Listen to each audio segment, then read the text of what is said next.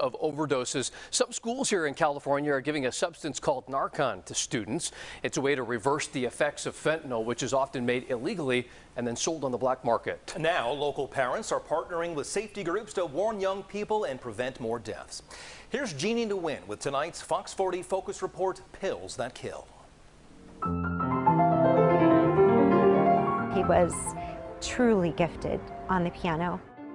A natural performer, along with the help of his loyal pup, Zach Didier was, by his mom's words, a very talented 17-year-old. He was a performer. He had just discovered performing in the theater. The youngest of 3 kids, Laura Didier says her son was the bright light of her Rockland family.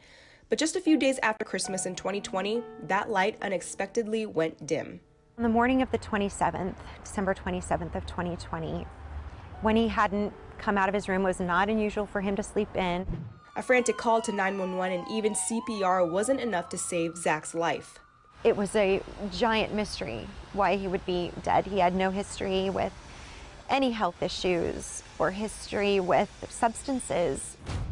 Laura says the coroner told her it could only be one thing, and drug testing would prove it caused the teen's death. Unless he had a health condition, we suspect that we'll find fentanyl in his toxicology report. This is where Zach went to school here at Whitney High, and even though his mom says he was a good kid and student, there was no way of knowing the dangers that were lurking around him while he was online. I was like, what is fentanyl? How would my healthy, happy 17-year-old kid in the suburbs, get a hold of this substance? Following her son's death, Laura discovered just how serious a problem the fentanyl epidemic has become in our community. We are dealing with a substance that wasn't even traceable up until 5 years ago. Angela Webb runs a nonprofit called Arrive Alive California. It's aimed at preventing drug-related deaths by educating parents and teens on the dangers of opioids like fentanyl. Sadly, fentanyl-related deaths have increased more than even gun-related homicides in our area. The California Department of Public Health says fentanyl-related overdose deaths in people ages 10 to 19 years old have spiked in the last few years. In 2018, the state reported 36 deaths, but by 2020, 261 young people died by fentanyl, making that a 625% increase. And in Sacramento County alone, more than 100 people died from fentanyl in 2021. Webb says many young people are coming into contact with fentanyl because they're usually looking for drugs like Percocet and Adderall, but what they get in return is far from that. These are not prescription medications you can buy in bulk. These are counterfeit fentanyls that have fentanyl in them. For the past 5 years, Webb and her team have been focused on trying to stop that problem, and she says it starts with the teens themselves. We do peer-to-peer support.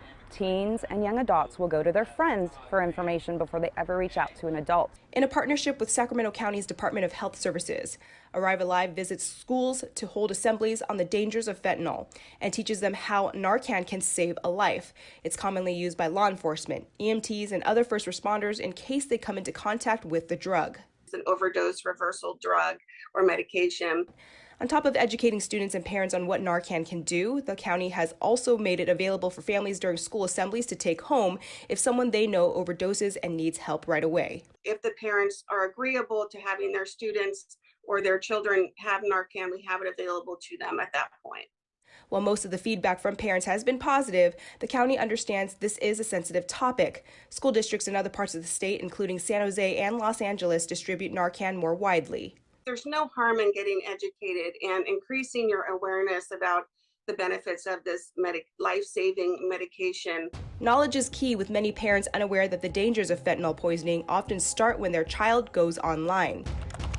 We have identified that there are 80 to 90,000 drug dealers online using popular social media apps. That statistic hits close to home for the Didiers once they got into Zach's phone.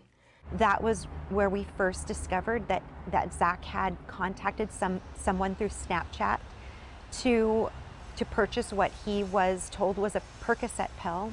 It was a brand new connection with this person, and within 48 hours of that first contact, Zach was dead. Through this experience, Laura is now working with Song for Charlie, a nonprofit that informs parents and young adults on the dangers of counterfeit pills. She says this is her chance to save a life because it's what her son would want her to do. To me, he said to his dad, said to friends, you know, I don't know exactly what I want to do, but I know I want to help people.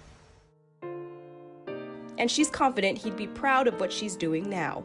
In Sacramento, Jeannie Nguyen, Fox 40 News.